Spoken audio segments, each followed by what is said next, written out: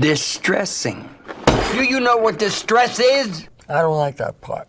Sie waren die Könige der Komödie, das goldene Duo von Hollywood. Dean Martin und Jerry Lewis waren früher unaufhaltsam, aber jetzt nicht mehr.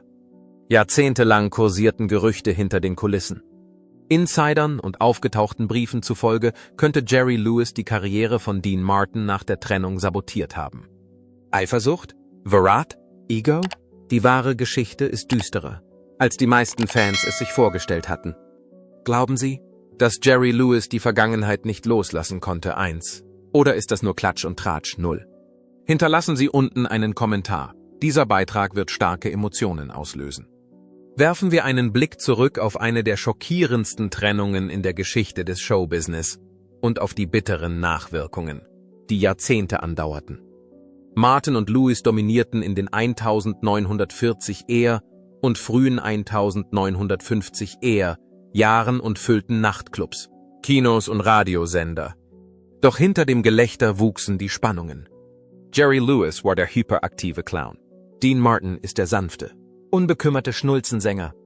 Dean hatte das Gefühl, die zweite Geige in einem Zirkus zu spielen, während Jerry immer mehr die kreative Kontrolle übernahm.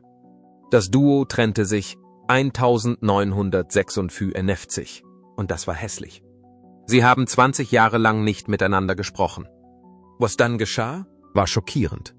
Biografen und engen Mitarbeitern zufolge nutzte Jerry seine Verbindungen hinter den Kulissen, um zu verhindern, dass Dean größere Rollen, Produzenten und Werbeverträge erhielten, insbesondere als Dean begann, sich selbstständig zu machen. Ein Studiomanager erinnerte sich sogar, wenn Jerry hörte, dass Dean für etwas in Betracht gezogen wurde, rief er sofort an. Es war fast so, als ob er wollte, dass er aus Hollywood verschwindet. Während Dean schließlich eine erfolgreiche Solokarriere aufbaute, die von The Rat Pack bis hin zu Hitplatten reichte, hörte Jerry angeblich nie auf, zu versuchen, sie zu zerstören. Manche behaupten, es war das Ego. Andere behaupten, es war Herzschmerz, getarnt als Bitterkeit. Aber hier ist eine Wendung. 1976 sahen sie sich während einer von Frank Sinatra moderierten Fernsehsendung kurz wieder. Die Umarmung war echt, aber der Schmerz war auch echt.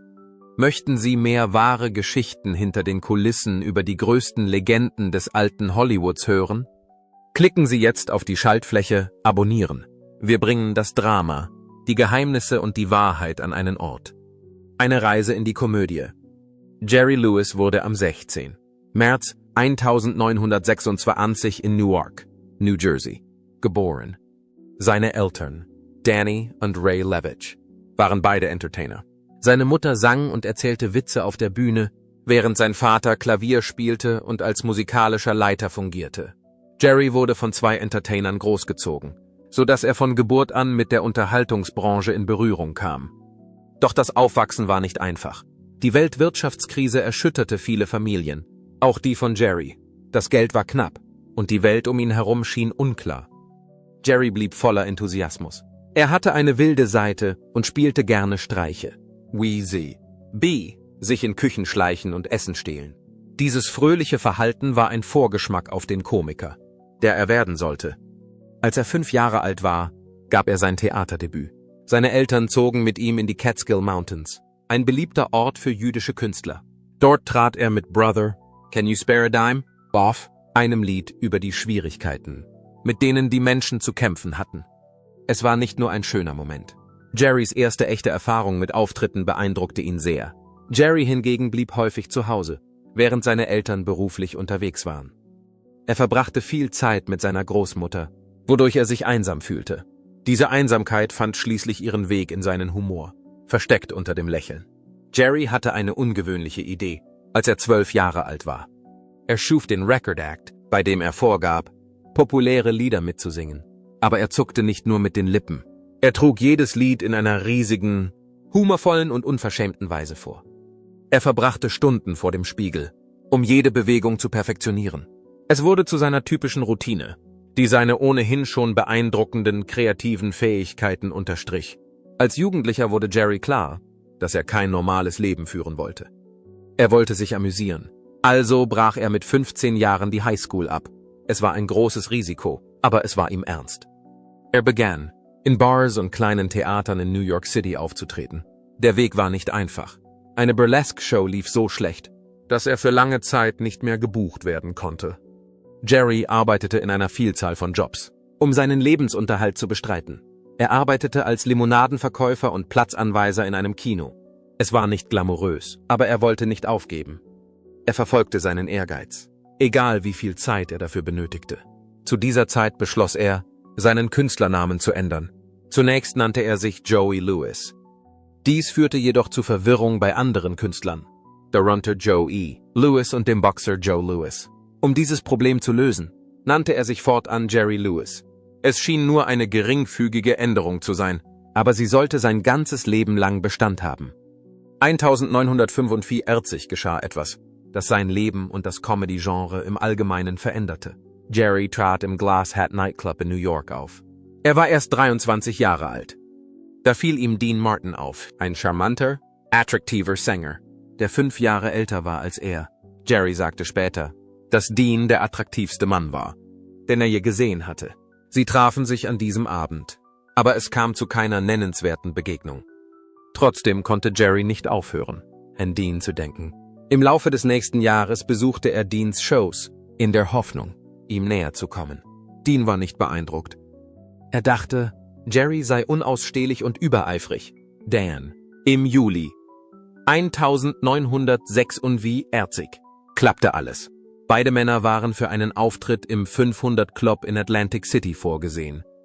Dem Besitzer des Clubs gefielen ihre Soloauftritte nicht und er stellte sie vor die Wahl, zusammenzuarbeiten oder ihren Job zu verlieren. Da sie nur wenig Zeit zur Vorbereitung hatten, taten sie etwas Ungewöhnliches. Jerry begann, sich während des Konzerts über Deans Gesang lustig zu machen, was zu einem totalen Chaos auf der Bühne führte. Das Publikum war begeistert. An diesem Abend wurde etwas Neues geschaffen. Jerry und Dean hatten ihren Groove gefunden und das Publikum konnte nicht aufhören zu lachen. Am 3.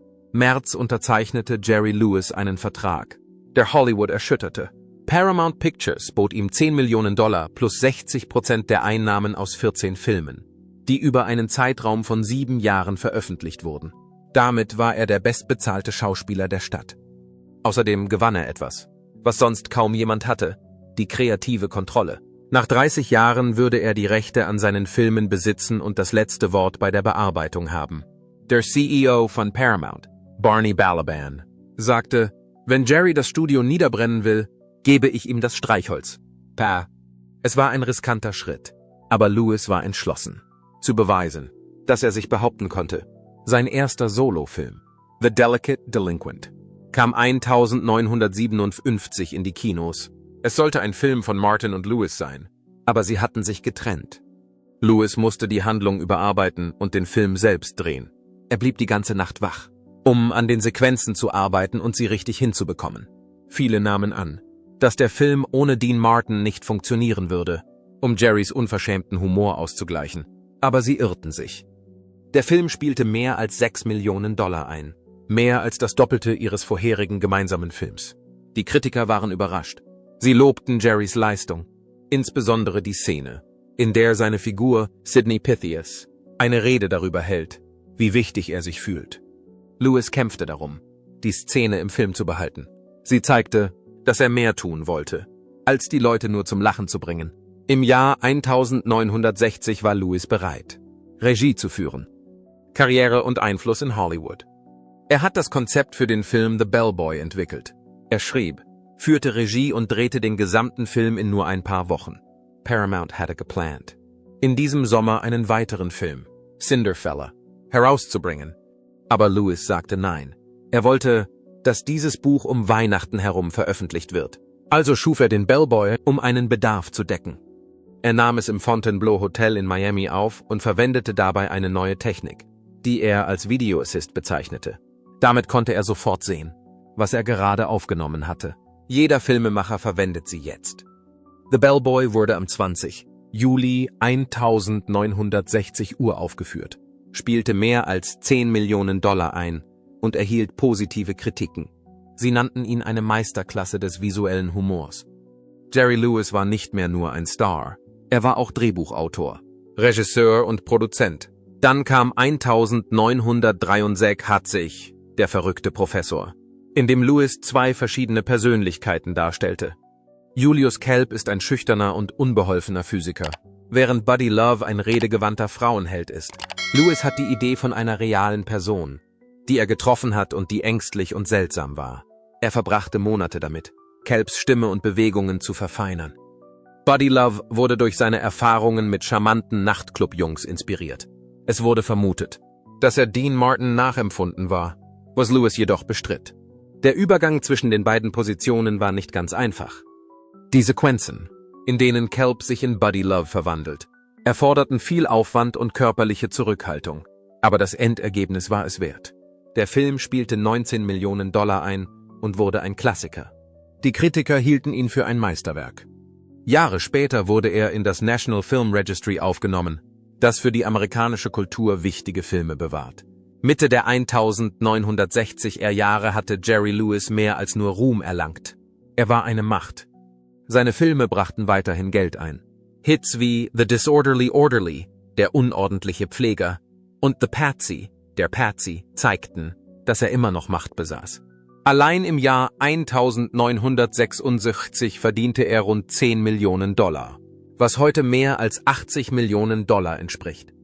Dies machte ihn zu einem der reichsten Entertainer des Landes. Andere Schauspieler sahen, was er getan hatte. Seine Vereinbarung mit Paramount veränderte alles. Die Stars begannen, mehr Macht und bessere Verträge zu fordern. Die Machtverhältnisse in Hollywood begannen sich zu verschieben. Jerry Lewis war für seine exzentrische und humorvolle Persönlichkeit bekannt, zu der eine komische Mimik, laute Stimmen und unerhörte Witze gehörten. Aber 1982 tat er etwas ganz Unerwartetes. Er hatte eine ernste Rolle in dem Film The King of Comedy. Keine Witze. Hier wird nicht herumgealbert. Jerry Langford, ein kühler, schweigsamer Talkshow-Moderator, wird von einem verzweifelten Fan, gespielt von Robert De Niro, verfolgt. Die Leute wussten anfangs nicht, was sie davon halten sollten. Lewis war nicht zum Lachen aufgelegt. Er hat es ernst gemeint. Langford wirkte erschöpft, einsam und distanziert, ein krasser Gegensatz zu den ausgelassenen, lustigen Figuren, für deren Darstellung Lewis bekannt war. Die Kritiker spürten jedoch etwas Kühnes an dieser bescheidenen Leistung. Es war, als hätte Lewis für einen Moment die Maske abgenommen und das wahre Gewicht des Ruhms durchscheinen lassen.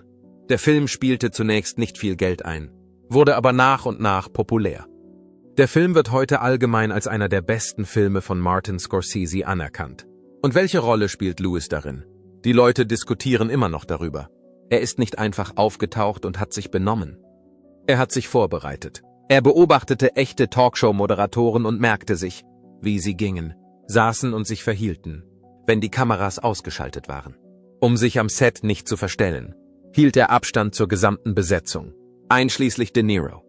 Wenn er für eine Szene wütend sein wollte, ergriff er extreme Maßnahmen, um sich vorzubereiten. Es war nicht einfach, und nicht jeder am Set mochte es. Aber es hat funktioniert. Er gab etwas Echtes, Ehrliches und sogar etwas Persönliches. Jahre später, im Alter von 69 Jahren, verblüffte Lewis erneut alle. Diesmal trat er auf der Broadway-Bühne auf. In Damn Yankees spielte er Mr. Applegate, den Teufel. Das Publikum liebte ihn. Er war amüsant, charmant und energiegeladen. Er sang, tanzte und beherrschte die Bühne.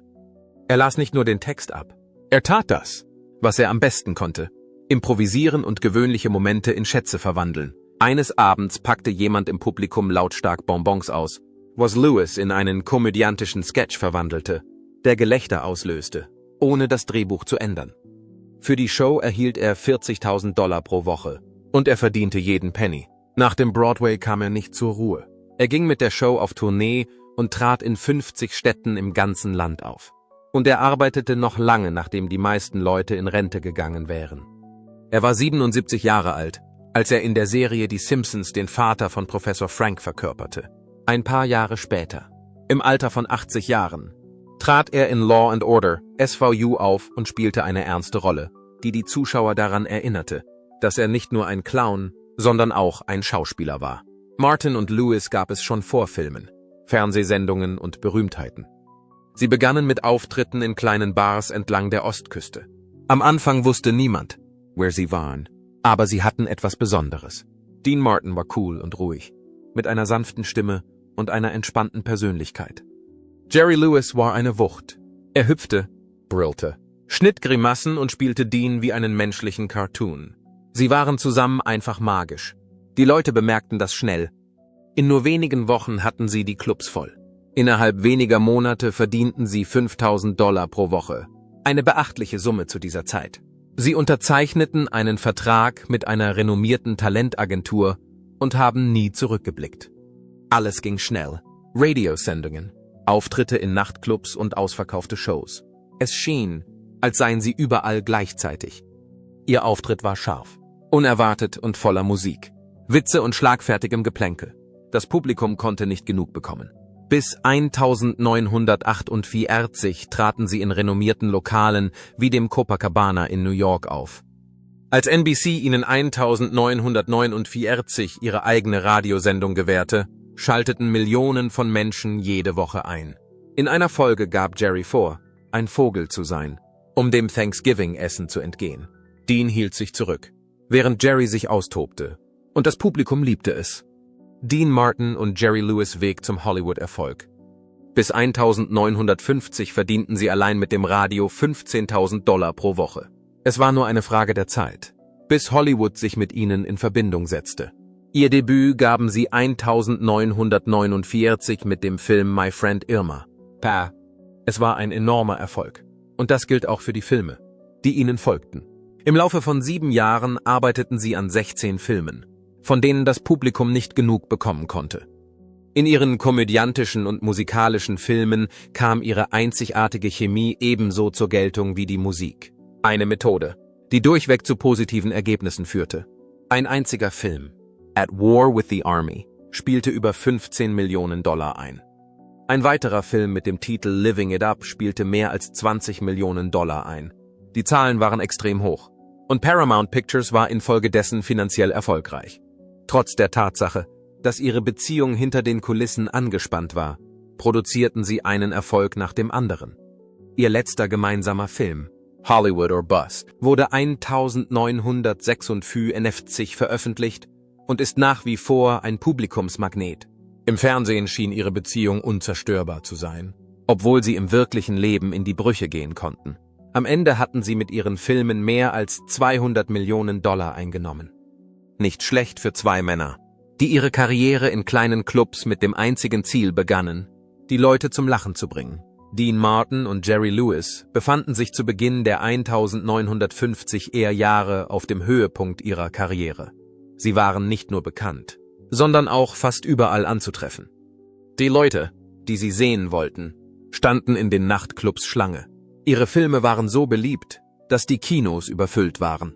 Und sie dominierten die Radio- und Fernsehübertragungen. 1953 gelang es ihnen, einen rekordverdächtigen Vertrag mit NBC über $35 Millionen abzuschließen. Niemand hatte je zuvor einen derartigen Fernsehvertrag gesehen. Für einen Auftritt in nur einer Folge der Colgate Comedy Hour erhielten sie insgesamt $220.000. Das entspricht heute $2 Millionen. Sie hatten nicht nur gute Auftritte, sondern erzielten auch eine Menge Einnahmen. Man schätzte, dass sie mit ihren Filmen, Live-Veranstaltungen und Radioauftritten zusammen etwa $5 Millionen pro Jahr verdienten. Zu dieser Zeit lag das durchschnittliche Jahreseinkommen amerikanischer Haushalte bei etwa $4.400. Martin und Lewis würden weniger als 24 Stunden brauchen, um sich das zu verdienen. Außerdem waren sie nicht mehr die einzigen Darsteller auf der Bühne. Sie gründeten ihre eigene Firma, York Pictures, um ihre eigenen Werke zu produzieren und einen größeren Teil des Gewinns zu behalten. Darüber hinaus investierten sie in Immobilien und andere intelligente Vermögenswerte. Sie schienen alles, was sie anfassten, zum Blühen zu bringen. Andererseits hatte all dieser Erfolg seinen Preis. Sie arbeiteten ununterbrochen, drehten tagsüber und traten nachts auf. Und sie waren ständig in Bewegung. Das hat sie erschöpft. Darüber hinaus kam es hinter den Kulissen zu Spannungen. Jerry begann, einen größeren Einfluss auf ihre Initiativen auszuüben. Im Gegensatz zu Dean, der nur daran interessiert war, aufzutreten und nach Hause zu gehen, waren ihm sowohl die künstlerischen als auch die kommerziellen Aspekte sehr wichtig. Der Spaß wurde mit der Zeit immer weniger. 1956 hatten sie eine Bruchstelle erreicht. Die Zusammenarbeit. die sie an die Spitze ihres Fachgebiets gebracht hatte, zerbrach. Sie trafen die schwierige Entscheidung, sich voneinander zu trennen. Nach einem Jahrzehnt voller Freude und Erfolg war es vollbracht. Das Ende ihrer Beziehung fühlte sich wie das Ende einer Ära an. Aber ihre gemeinsame Zeit hatte einen bleibenden Einfluss auf die Comedy-Branche. Danach trat ein unerwartetes Ereignis ein. Ihre Abschiedsvorstellung im Copacabana in New York City beendeten sie am 25. Juli 1956, genau 10 Jahre nach ihrem ersten gemeinsamen Auftritt. Nach nur 2 Wochen erhielt Jerry einen Anruf, der sein Leben völlig veränderte. Judy Garland konnte ihr Konzert im Frontier Hotel in Las Vegas nicht geben, weil sie sich eine Halsentzündung zugezogen hatte. Jerry wurde gebeten, für jemand anderen einzuspringen. Er hatte keine Zeit zum Üben und er hatte keinen Plan. Er hatte nur sich selbst und die Menge, die auf Garland wartete. Als er die Bühne betrat, fing er an, sich Dinge auszudenken, während er ging. Mit einer völlig improvisierten Nummer schaffte er es, das Publikum 55 Minuten lang zum Lachen zu bringen.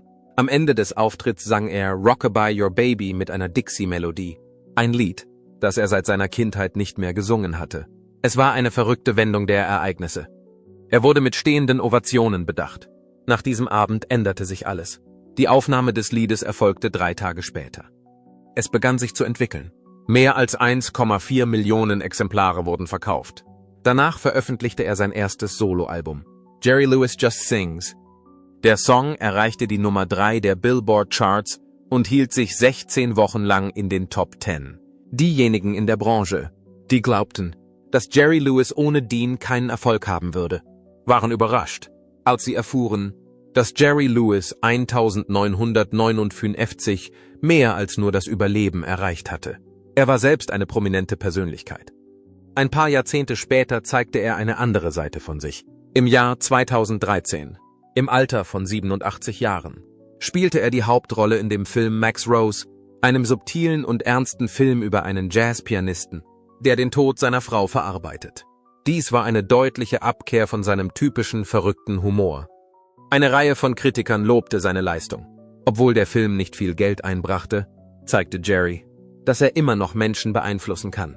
2016 spielte er in The Trust an der Seite von Nicolas Cage und Elijah Wood. Es war sein letzter Auftritt. Selbst mit 90 Jahren hatte er immer noch diesen kleinen Funken. Selbst in einer kleinen Rolle gelang es ihm, die Aufmerksamkeit des Lesers aufrechtzuerhalten, indem er ein einzigartiges Gleichgewicht zwischen Komik und Tiefgründigkeit fand. Eine unerwartet lange und ereignisreiche Karriere ging mit einem einfachen, aber angemessenen Schluss zu Ende. Persönliches Leben. Auch sein Privatleben nahm viele unerwartete Wendungen. Am 3. Oktober 1944 heiratete Jerry Patty Palmer, seine erste Frau. Im Alter von 18 Jahren stand er gerade am Anfang seiner Karriere. In den nächsten 20 Jahren bekamen sie 6 Jungen: Gary, Ronald, Scott, Christopher, Anthony und Joseph. Anfangs schienen sie die ideale Familie zu sein, aber ihre Popularität forderte schließlich ihren Tribut. Jerry war aufgrund seines hektischen Terminkalenders, der auch ständige Geschäftsreisen beinhaltete, selten zu Hause. Außerdem hatte er ein Problem mit verschreibungspflichtigen Medikamenten, was die Sache noch komplizierter machte. 1956. Als seine Karriere gerade in Schwung kam, wurde ihm eine Affäre mit Marilyn Monroe nachgesagt. Infolgedessen wurde die Belastung zu Hause immer größer. Trotzdem blieben Jerry und Patty mehrere Jahre lang zusammen. Doch Ende der 1970er Jahre begann sich ihre Ehe zu verschlechtern. Patty reichte 1918, nach 36 gemeinsamen Jahren, die Scheidung ein. Als Gründe nannte sie seine Unehrlichkeit und seine übermäßigen Ausgaben.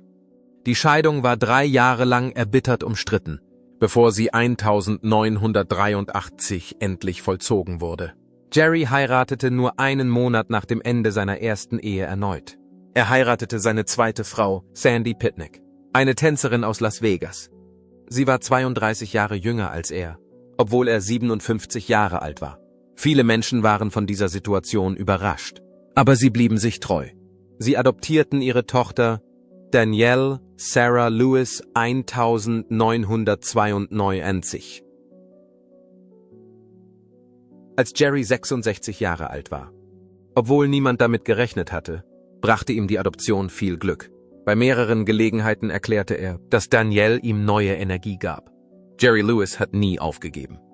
Trotz der Tatsache, dass sein Körper ihn im Stich ließ, blieb er hartnäckig und klammerte sich an das Rampenlicht, als wäre es das Einzige, was ihn am Leben hielt. 2001, im Alter von 75 Jahren, wurde bei ihm eine Lungenfibrose diagnostiziert. Die Tatsache, dass die Krankheit das Atmen erschwerte, war eine bittere Wendung für jemanden, dessen ganzes Leben auf schnellem Sprechen und wilder Körperkomik beruhte. Die Ärzte verschrieben ihm zur Behandlung Prednison. Das Medikament wirkte gut, aber es hatte seinen Preis. Jerrys Gewicht stieg schnell auf 56 Pfund an. Das Schnüren seiner Schuhe wurde plötzlich schwierig. Er sah ganz anders aus als der Jerry, an den sich viele Leute erinnerten. Trotz der Tatsache, dass der schlanke und schwungvolle Komiker verschwunden war, machte er weiter. In den 1990er Jahren wurde er wegen Prostatakrebs behandelt. Die meisten Menschen hätten das Tempo gedrosselt. Jerry auch nicht. Trotz der Tatsache, dass die Medikamente ihn in eine tiefe Depression stürzten, überwand er diese. Später gab er zu, dass er über Selbstmord nachdachte. Trotzdem machte er weiter.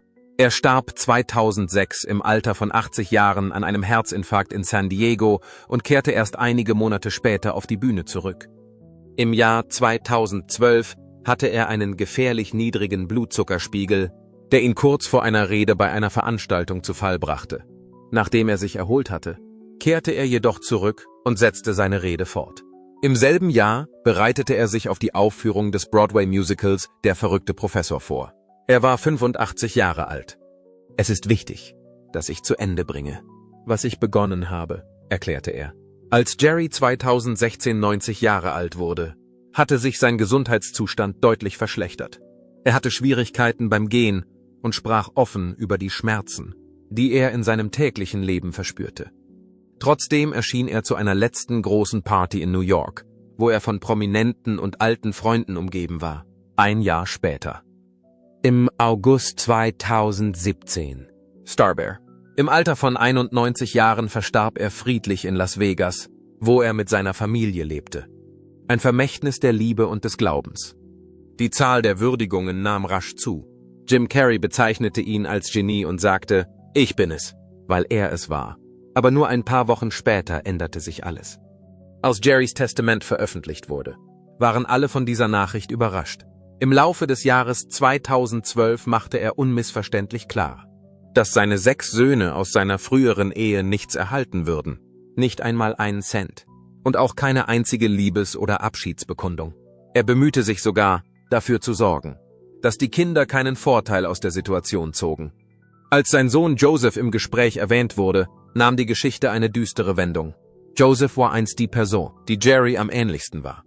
Von 1989 bis zu diesem Jahr war er kreativ, sensibel und stand seinem Vater nahe. Danach begann alles zu zerfallen.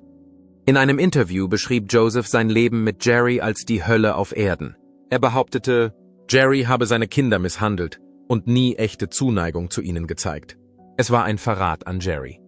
Von diesem Zeitpunkt an brach er alle Verbindungen zu Joseph ab. Kein einziger Telefonanruf, kein einziger Besuch oder sonst etwas. Joseph geriet in eine Spirale. Er hat alles verloren, auch seine Obdachlosigkeit, seine psychische Gesundheit und seine Sucht. Zuvor war er Mitglied der Gemeinde. Jeden Tag schrieb er Briefe an seinen Vater. Jerry brachte alle zurück in ihre Zimmer, ohne etwas zu öffnen. Joseph starb 2009 an den Folgen einer Überdosis Morphium. Er war 45 Jahre alt.